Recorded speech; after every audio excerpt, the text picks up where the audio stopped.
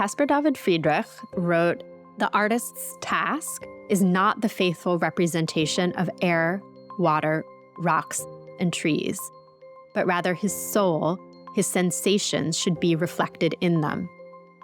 The task of a work of art is to recognize the spirit of nature and, with one's whole heart and intention, to saturate oneself with it and absorb it and give it back again in the form of a picture."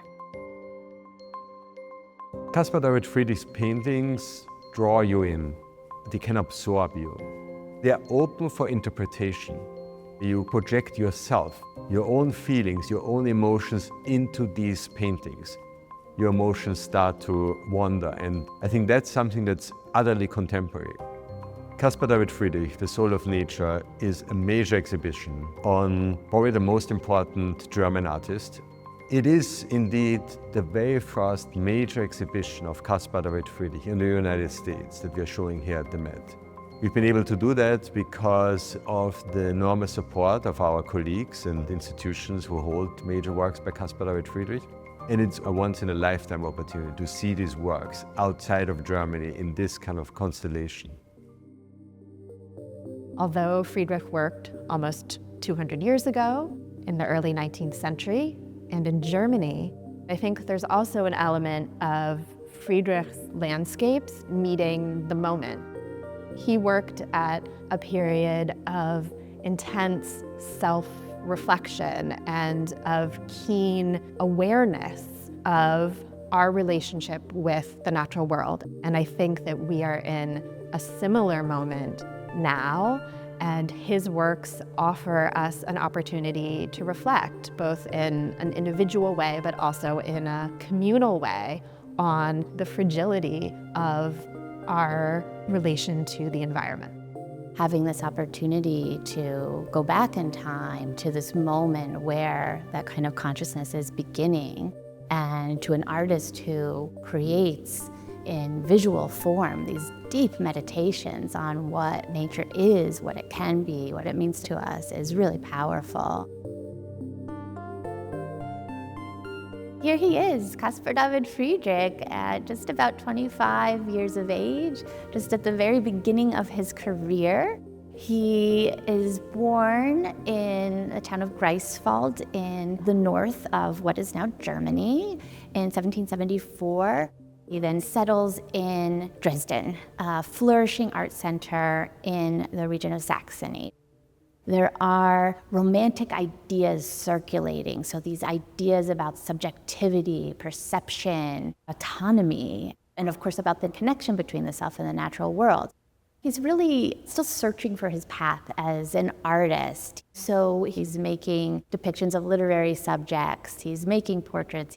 But what we see in this early work is his incredible powers of observation. So he's obviously looking at himself in a mirror, studying the architecture of his face, using a very sharp piece of chalk.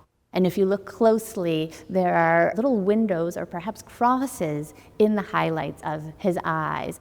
And he's also called attention to his own hand by using so many different types of marks and mark making to create his likeness, this very fine, detailed handling of his hair and of his eyes, the shadows on his face, and then the much looser, more energetic handling in his jacket.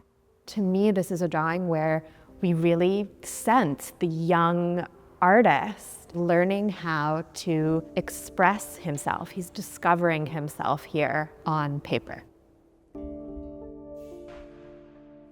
After Friedrich's first few years in Dresden, he hits on a medium and an approach to landscape that he continues to pursue for the next few years. And that is ink wash applied over paper and landscapes that are evocative of feeling, of spirituality. He begins to exhibit works like this at the Academy in Dresden, and they make quite a splash. And so it's really with these works that we see here that Friedrich first makes his name as a professional artist. And this example is a spectacular drawing. It is a view of Arkona, the northernmost point on the island of Rügen in the Baltic Sea. The sky is darkening, but we can still see the clouds illuminated by the last rays of the sun. And this ink wash is really the perfect medium for dusk, for sunset and moonrise, because this is the time of day when everything goes dark and you can no longer discern color. And Friedrich captures these incredibly subtle tonal gradations in the sky, but also the foreground. It appears dark, but there's actually so much detail. And then, of course, that moon, a romantic emblem of longing, of renewal, illuminating the water. And this drawing is such a beautiful example of Friedrich's ability to use landscape elements to suggest, but not dictate, a narrative, an emotion, an experience that we might have in nature. It's achingly beautiful. This gallery is called Nature and Faith, and in this gallery we see some of Friedrich's first oil paintings. He depicts mountainside crosses and crucifixes and religious ruins that are found in the German landscape. Friedrich makes these works at a very tumultuous period. It's the middle of the Napoleonic Wars, which engulfed German lands and created a great deal of uncertainty and enormous upheaval. And in this moment, Friedrich depicts these religious symbols of suffering, of sacrifice, and of consolation. And Friedrich's works speak to what was, at that moment, a really pivotal cultural question, which was the human relationship to God and to divinity. Was divinity something that resided in the totality of nature, or was the natural world the book of God, something that could be read and experienced and interpreted alongside Scripture? And these were really fundamental questions. The idea that a landscape could contain the type of profound meanings that were previously communicated through figural paintings challenged the idea of what landscape painting could be. This is one of Friedrich's most important paintings, Monk by the Sea. We see the tiny figure of a monk staring into the distance at the dark clouds, at the place where we can barely discern that those clouds meet the sea. And so, Max, do you remember the first time that you saw this picture in person? I remember I was with my father in Berlin, and we looked at the painting. I think I was 12 years old. You immediately get it, you're drawn into it, and it has not only the atmosphere, but it also has a certain kind of momentum. There's something happening there, right? And you immediately connect with that spirit. And one sees how daring Caspar David Friedrich was with the emptiness of this painting, actually, the openness, the lack, actually, of motif. And with it, the ability to keep it very accessible. So many people probably project so many different things into that painting. And so I think it really works as a poem in a visual way that draws you deeper, and every time you come there, you have a different, almost like sensibility and a different way of responding to it. And that is extraordinary in a time period when painting is really supposed to tell a story or supposed to tell people how to feel. And to leave that open to the individual is radical. It's also a conceptual work in the sense that he landed on this emptiness only through a process. Because initially, he actually had some other motifs there as well. He had ships. Then he kind of kept reducing. Towards the end of his life, when he really starts articulating his artistic philosophy and writing, he talks about that simplicity, that reduction of detail. and says that landscape painting should leave space for the imagination to play. But you see it here in this breakthrough work. And we have to remember that, Friedrich's viewers were looking at this without having seen an abstract painting. And so to see a work that was so much given over to color and to brushwork and to light was really striking and challenging. And it's kind of at the beginning of a whole trajectory. If you think about it art historically, we have this painting, but then of course late William Turner paintings, and then of course color field painting, where I think about Mark Rothko. All of this is already in there, right? It stands at the beginning of a whole development of modern art, modernism, but actually also about how to create a very atmospheric, abstract painting. After 1815 and the end of the Napoleonic Wars, there's a shift in Friedrich's art away from overt religious symbolism and towards imagery that is more generally spiritually evocative. And one of the themes that emerges in his art at this time is home and away, this dialogue between the familiar, the everyday, and things that are distant, mysterious, the realm of travel, of exploration, and of longing.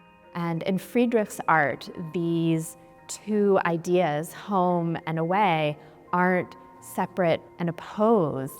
His work explores how they intersect. And one of the most beautiful examples of that is Moonrise Over the Sea.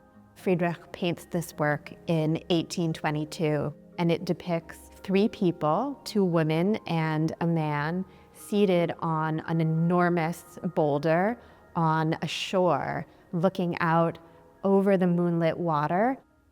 There's a beautiful word in German, Fernweh, which is the idea of longing for distance, yearning for something that we might not ever be able to reach. And I think the figures in this painting really channel that emotion. At the same time, the ships are coming into harbor. And so there's a wonderful interweaving in this painting of the joy of homecoming and this yearning for distant experience. And if you think about what it must have been like during the war years as the Napoleonic Wars are raging through Europe, how difficult it must have been to travel, whether to new places or to go home for many, and how that experience of longing was one that Friedrich himself and his contemporaries very much experienced.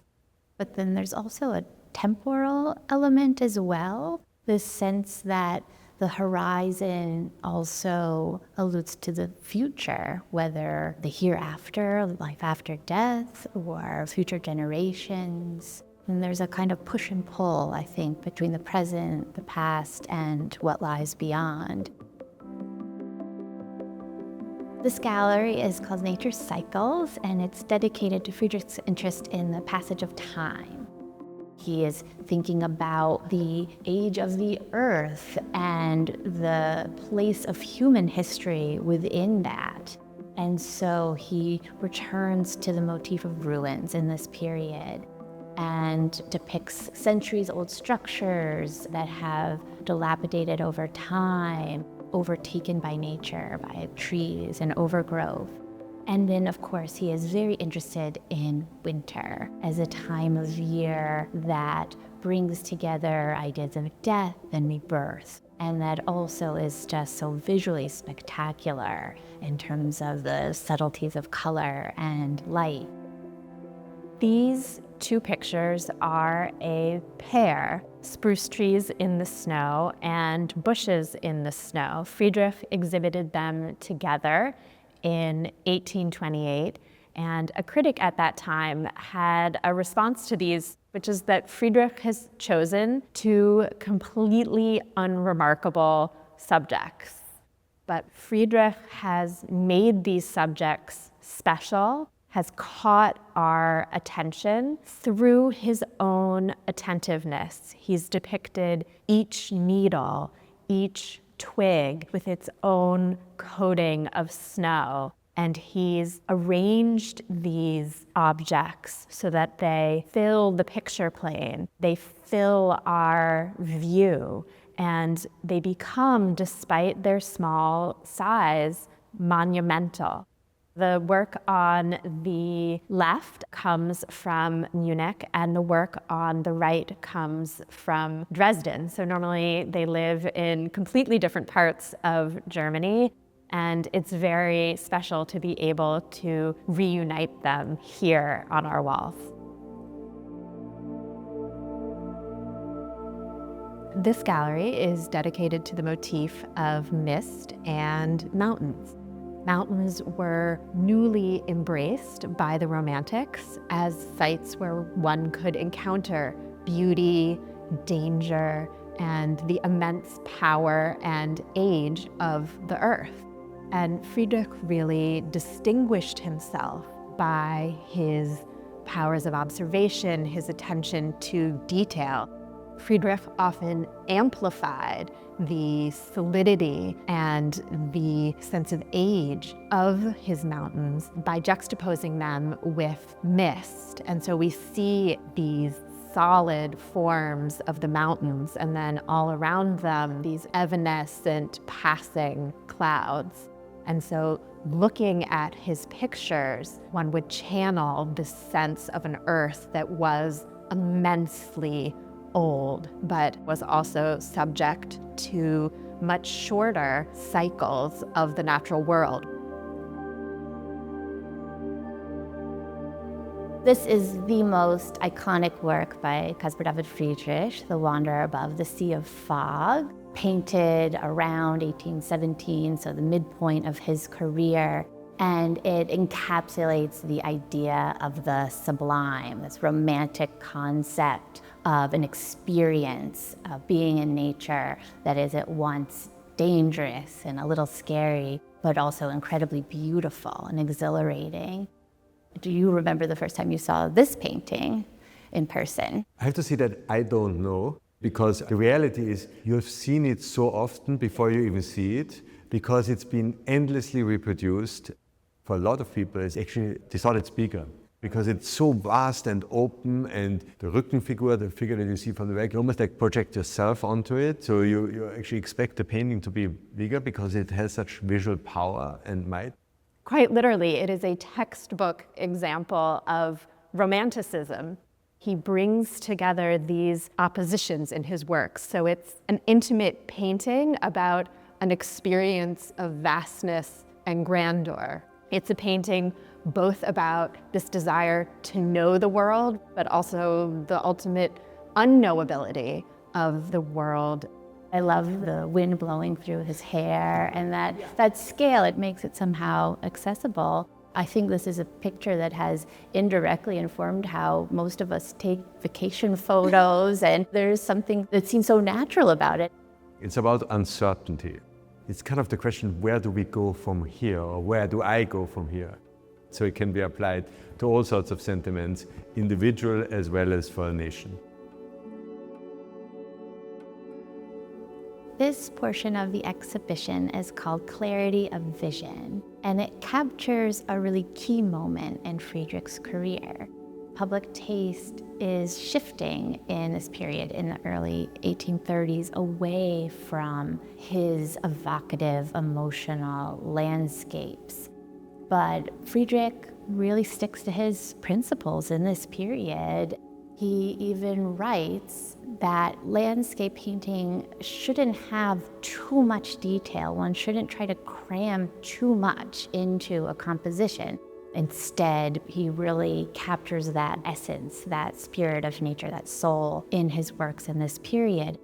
At this point in Friedrich's career, we can see the skill and confidence that he has gained with color and with light. A masterclass of subtle transitions of color that seem to glow from within.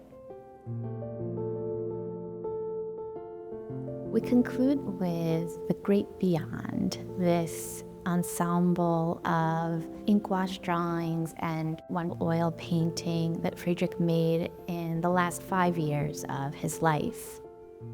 I think we can see from the works in this room that his creative drive never diminished. In these years, he returns to ink wash as his primary creative vehicle. And so this is the medium with which he really launched his career some 30 years earlier, working now on a smaller, more intimate scale and creating works that are even more poignant, more reduced in detail. Here we have a beautiful drawing from Hamburg, Moonrise by the Sea, possibly one of the very last works Friedrich ever made. There's no figure, there are no boats, no signs of human activity whatsoever. It could even be a kind of primordial landscape any time in the Earth's history.